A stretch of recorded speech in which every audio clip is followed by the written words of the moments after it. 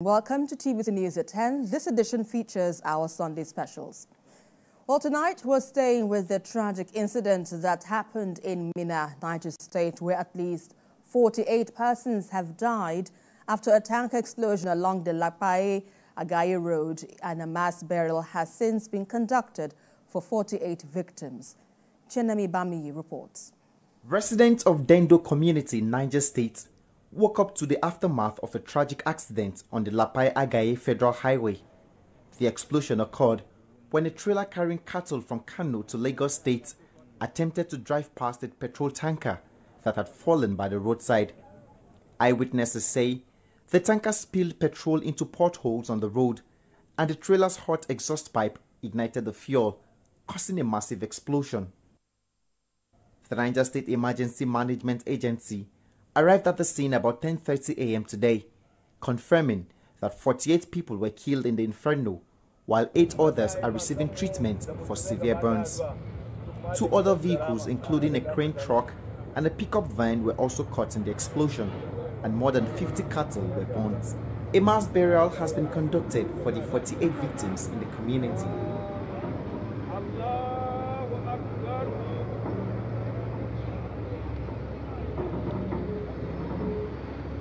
The Agaie Road, a major federal highway connecting the western and northern parts of Nigeria, has been in a state of disrepair for years.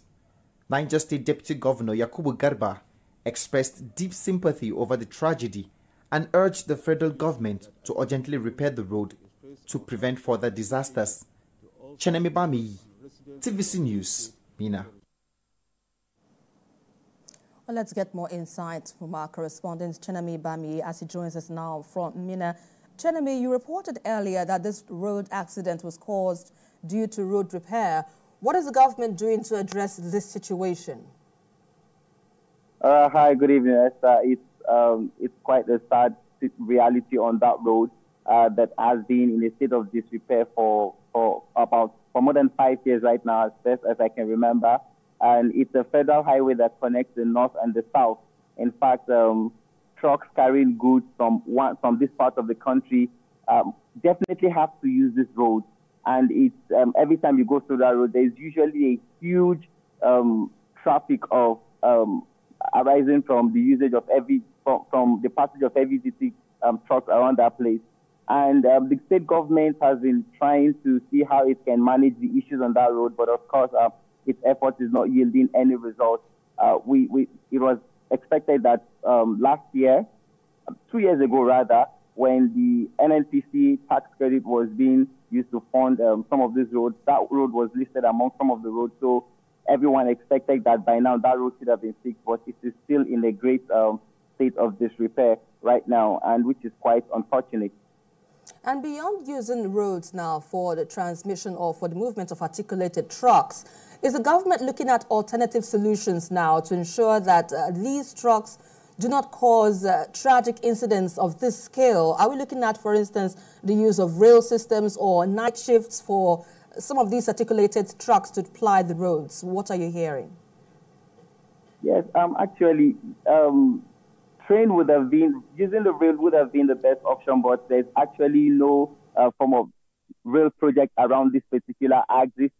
Even though there's a train station in Minna, but it's only used for basically for passengers, for carrying passengers, and there's no form of there's no plan to extend to that route or anything like that.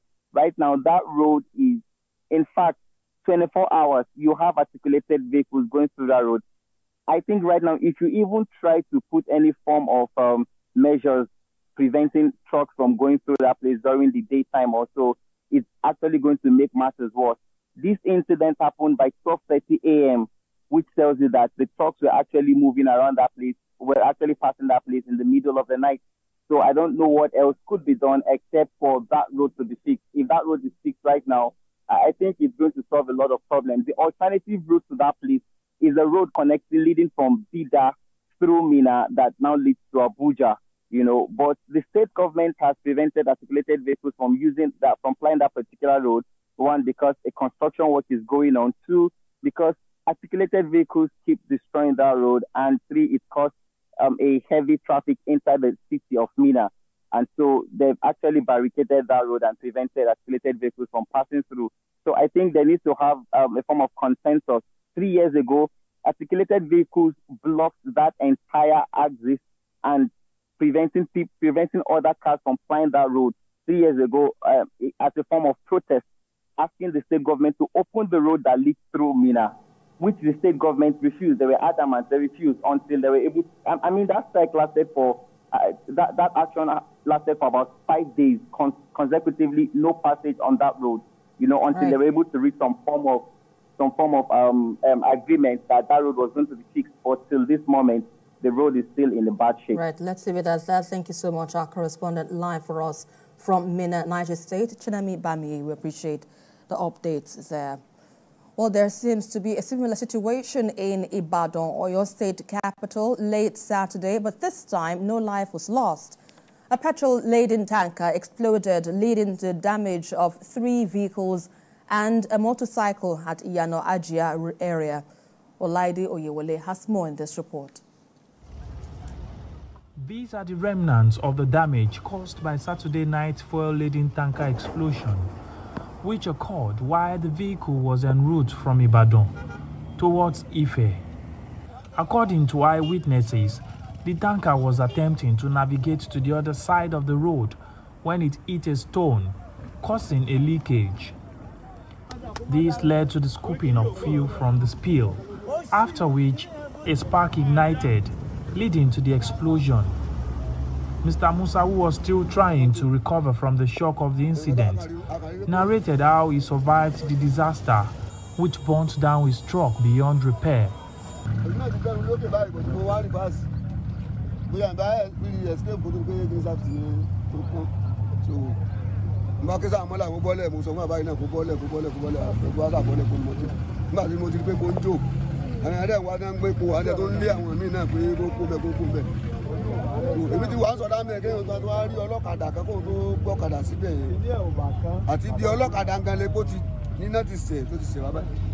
Fortunately, no lives were lost in the incident, as those who sustained injuries have been given medical attention. Olaide Oyewole, TVC News, Ibadan. Well, the National Drug Law Enforcement Agency has continued its war against drug trafficking across the country. Officers across the different commands have arrested those guilty of trying to traffic illegal substances. And we have more in this report.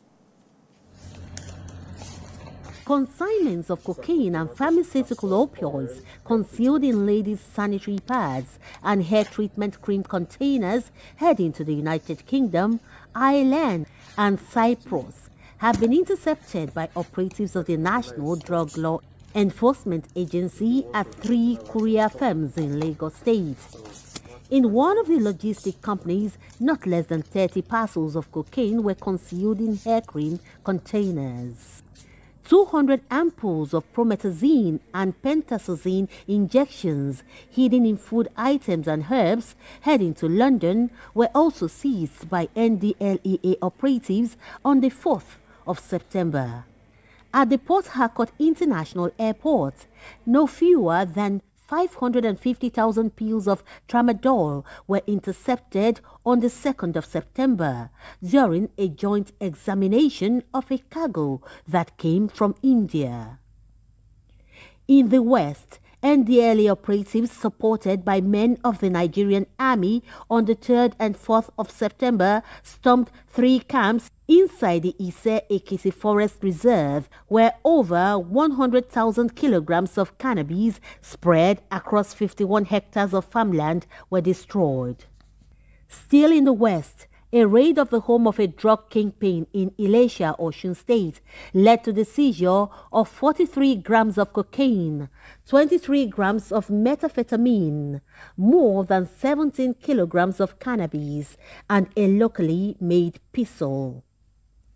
In the North, 2 suspects were arrested with kilograms of cannabis and another 2 with 1,300 tablets of tramadol in Kaduna State. In Kogi and Taraba states, No fewer than 150,000 pills of tramadol were recovered. And in Jigawa State, a suspect was nabbed with 32.6 kilograms of cannabis.